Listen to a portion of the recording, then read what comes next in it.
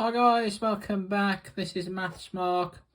Today I'm going to show you how to log a number on the Casio fx-83GT CW calculator.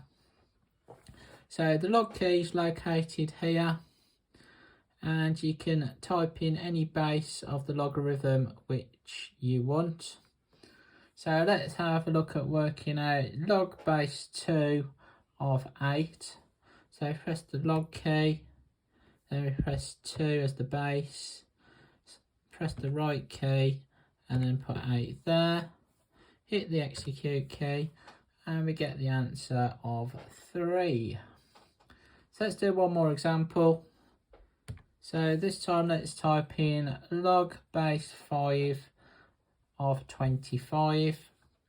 So if you press the log key, then type 5 here, hit it to the right, type in 25, press the execute key, and you get the answer of 2.